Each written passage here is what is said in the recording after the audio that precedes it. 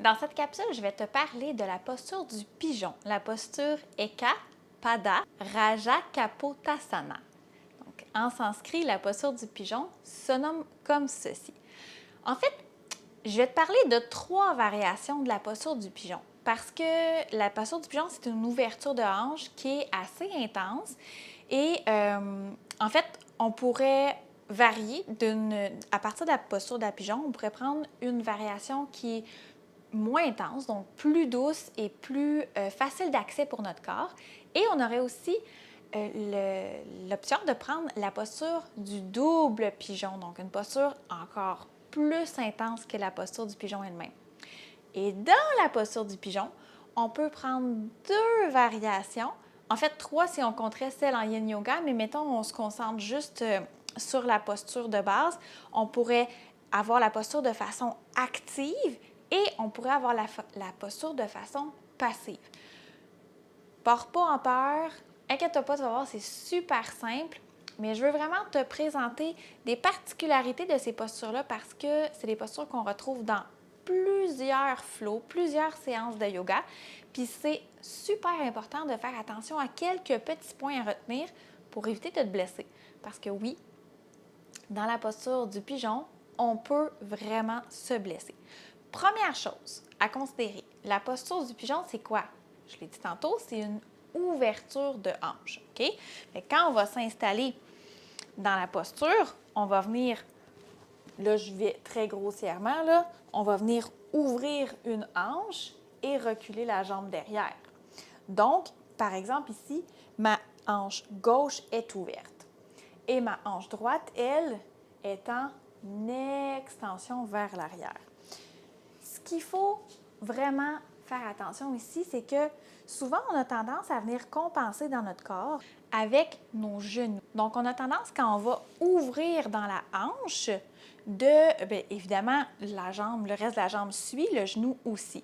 Puis quand on arrive dans la posture du pigeon, c'est comme si on va venir tordre notre genou parce qu'on se dit, crime, il faut que j'aille plus loin dans ma posture pour avoir une intensité. Donc, souvent, il y a des professeurs qui vont avoir comme cue verbal d'aligner le tibia avec le devant du tapis. Je ne suis pas en train de dire que ces profs-là ne sont pas professionnels, je ne suis pas en train de dire qu'ils ne sont pas bons, mais anatomiquement parlant, si je vais aligner mon tibia avec le devant de mon tapis, je viens créer une torsion dans mon genou. Et même si je ne le ressens pas nécessairement sur le coup, c'est vraiment dommageable pour cette articulation-là. Puis, crois-moi, quand tu commences à avoir mal dans tes articulations, puis avoir des blessures à force d'avoir mal utilisé ton articulation, la guérison peut être très longue, puis des fois, les blessures, ça cause des problèmes qui sont permanents. Et puis là, tu perds dans ta mobilité, puis c'est vraiment frustrant. Donc, pour comprendre ça, le genou, lui, là, sa job, c'est d'être en flexion et d'être en extension. Hein? Cette articulation-là, ici, là, c'est tout ce qu'elle fait. OK, je serais capable de tordre un peu d'un côté ou de l'autre parce que ton corps, il veut juste s'adapter à toi. Il va dire, oui, c'est beau, OK, let's go, les ligaments ici, là, OK, on y va, on essaie. Mais ça vient créer à la longue une inflammation puis une friction qui c'est pas naturel pour ton articulation de bouger comme ça. Donc, quand on est dans notre pigeon, de garder notre pied, le pied qui est devant, là, celui qui est la hanche qui est ouverte, pointé et non en flexion. On va pointer le pied, ce qui fait en sorte que mon fémur et mon tibia sont dans le même angle. Mon genou va être en flexion au lieu d'être twisté comme ça.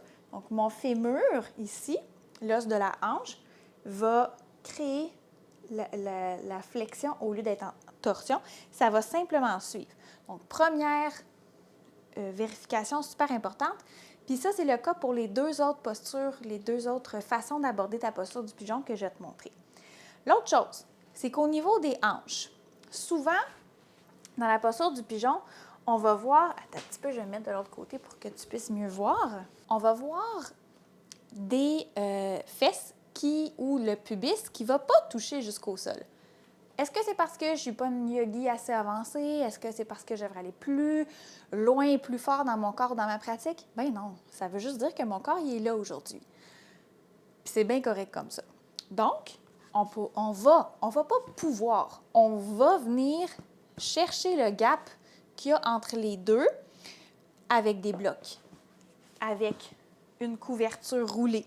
On veut vraiment faire en sorte que mon bassin puisse être assis confortablement sur le sol et ou sur mes props, mes accessoires qui vont venir aider à supporter mon corps.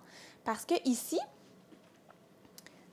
ma jambe est en flexion, mon genou est en flexion, et là, ma hanche droite derrière va pousser vers le devant et ma hanche gauche va pousser vers le derrière. J'ai une action contraire ciseau, donc mes hanches vont être droites, vont être carrées. Au lieu de, souvent, quand on a une jambe ouverte, on a tendance à s'en aller de côté et puis là, l'action dans le bassin n'est pas la même. Donc, si je voudrais activer ma posture, je vais squeezer tout ça ensemble. Ma hanche droite s'en va vers le devant, la hanche gauche vers le derrière. Choup! Je suis remontée. Et puis là, moi, j'ai des petits bras courts, donc je pourrais utiliser mes blocs pour m'aider à garder ma posture droite, forte et active. Le pied droit, mon pied qui est derrière moi, je vais porter attention à ce que toute ma jambe soit bien droite jusqu'au bout des orteils. Des fois, on a tendance à courber dans la cheville. On veut vraiment avoir le pied le plus long et droit possible. Posture du pigeon actif. Puis si je veux descendre en flexion vers l'avant, je garde exactement le même alignement avec ma jambe derrière, ma jambe devant, mes hanches. Je vais simplement me laisser tomber. Et encore une fois, je peux venir porter des blocs, un gros coussin, un bolster, peu importe, pour venir m'aider à supporter mon corps. On relâche dans les épaules. Tu peux tourner tes paumes de main face vers le ciel pour vraiment aider à relâcher complètement. Donc, deuxième version de la posture du pigeon, dans une flexion, dans un relâchement, plutôt que dans la contraction et dans une phase active de la posture. Bon, là, c'est bien beau tout ça, mais moi, Karine, cette posture-là, elle ne me convient pas. Je me sens pas bien dedans. Ou peut-être que tu as une blessure, peut-être qu'aujourd'hui, ton corps, ça ne fonctionne pas. Bien, tu peux aller dans une posture qui est moins intense, une variation de la posture qui s'appelle la cheville au genou. Donc, simplement, on s'assoit, on va porter notre cheville droite contre le genou gauche. Ensuite, on pourra faire l'inverse. Et on peut soit rester ici, soit aller s'allonger et venir chercher le derrière de la cuisse. Là, il y a deux choses à faire extrêmement attention. Je vais te demander de porter attention à ce que ta cheville soit vraiment plus loin que ton genou. OK? Donc, je ne veux pas que mon pied ou mon talon soit sur mon genou. Je veux aller plus loin. Pense là à ta petite boule ici dure dans ta cheville. Essaie de faire en sorte qu'elle soit alignée avec ta cuisse extérieure. Et puis, ton pied va être super flex pour venir justement garder la flexion dans ton genou et éviter de torquer, de faire une torsion avec l'articulation du genou. Puis quand je te dis là, pied super flex, là, tire ta grosse orteil puis ta petite orteil vers ton genou. On est vraiment actif. L'autre pied, si on est allongé, ça n'a pas d'importance. Ça peut être relâché. C'est pas grave.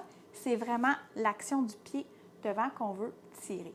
Donc, la posture de la cheville au genou qui est exactement la même action dans ta hanche. On va ouvrir de la même façon, mais ça vient protéger ton genou et puis ça peut être un petit peu moins intense.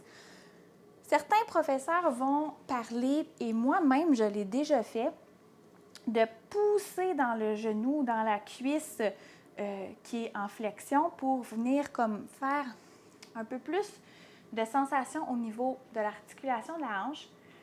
Par contre, je pense que c'est préférable de le faire de façon sans presser avec ta main, mais juste d'avoir l'action dans ton corps de presser vers l'extérieur, vers devant toi, sans appuyer avec ta main, ce qui vient éviter d'aller trop loin dans ta posture, puis encore une fois, de venir tordre dans ton genou, parce que c'est exactement ça qu'on ne veut pas. Dernière variation, qui est le double pigeon. Donc, une posture vraiment intense, vraiment demandante au niveau des hanches. Je t'avise tout de suite que pour ma part, dans ma propre pratique personnelle et par rapport aux blessures justement que j'ai à mes genoux, je ne suis pas capable de la faire totalement. Est-ce que ça m'empêche de te la montrer? Non. Mais je veux juste te dire que c'est une posture qui est vraiment intense, puis peut-être que ça ne fait pas de sens pour toi. Mais je te la montre quand même parce que peut-être que quelqu'un à la maison, dans le programme, ça fait du sens pour son corps à lui ou à elle. Puis je trouve que c'est important d'avoir l'accès à ce savoir-là, puis de la faire de façon sécuritaire. Donc, ça ressemble beaucoup à la posture du carré en yin yoga. Donc, si je prends encore l'exemple de ma hanche droite, je vais venir ouvrir dans ma hanche droite. Et la jambe qui est sur le dessous, en fait, qui est en dessous, ça n'a pas d'importance si ton pied est flex ou non. On va venir porter ta cheville gauche par-dessus ton genou droit. Même chose que tantôt, là. Là, souvent, on va voir, là, le genou va être ici, la cheville va être ici. À l'intérieur du genou, c'est pas ça qu'on veut. On veut vraiment dépasser notre genou. Pense encore à ta petite boule là, de cheville qui est rigide à l'extérieur de ta cuisse. Et là, ton pied, là, quand je parle super flex, là, tire tes orteils vers ton genou pour engager les muscles ici alentour du tibia pour vraiment venir le supporter et éviter à tout prix. Ici, c'est vraiment beaucoup plus dangereux la torsion du genou parce qu'on a tendance à vouloir, tu sais, venir s'asseoir puis pour essayer de faire la posture. Si ça ne fait pas de sens pour toi, ça ne fait pas, puis c'est tout. Tu vois ici, j'ai de l'espace entre mon genou puis le tapis. Donc, je pourrais venir porter une couverture roulée pour bien venir appuyer. Je vais continuer à tirer ici avec mon pied, puis je pourrais venir combler l'espace avec des blocs de la bonne grandeur pour venir aider à supporter. Je vais l'avoir. Voilà. Double pigeon. On peut faire la même chose de l'autre côté également. Et à ça, on pourrait venir, si jamais tu as besoin, tu pourrais venir aussi mettre un coussin, un bloc ou une couverture roulée sous tes fesses pour te surélever pour aider la posture. Et on pourrait venir faire une flexion vers l'avant que je ne ferai pas parce que c'est mon genou qui est blessé. Et déjà, je sens que c'est amplement pour mon corps. Mais tu pourrais, sache, venir faire une flexion vers l'avant. Les deux mains de chaque côté de toi, le dos, la colonne bien longue et droite pour venir augmenter encore une fois tes sensations dans tes hanches, dans tes jambes. Et voilà. Alors, j'espère que cette capsule-là va t'avoir permis de mieux comprendre l'action du corps dans la posture du pigeon. Puis, sais-tu quoi? C'est vraiment important que tu comprennes que si tu choisis de faire la variante plus avancée ou la variante qui est plus accessible pour ton corps, pendant n'importe quel flow de yoga ou pendant n'importe quelle classe, quand la professeure demande de te mettre en pigeon, bien, tu peux choisir une de ces deux variations-là. Ça t'appartient, c'est ta posture, c'est ton corps, puis essaie de prendre toujours en considération les besoins de ton corps. Une journée à l'autre, ça peut varier. Puis c'est la même chose. Si la professeure te demande de te mettre dans la posture de la cheville au genou et que pour toi, c'est pas assez aujourd'hui, tu dis « Ah non, moi, je file vraiment pour un pigeon », bien vas-y, mets-toi dans le pigeon. Encore une fois, tu réponds aux besoins de ton corps, puis tu sais que c'est la même action, juste le niveau d'intensité qui varie dans la posture, mais c'est essentiellement la même ouverture de hanche. Voilà. Si tu as des questions, n'hésite pas. Sinon, on se revoit dans la prochaine capsule. Namasté.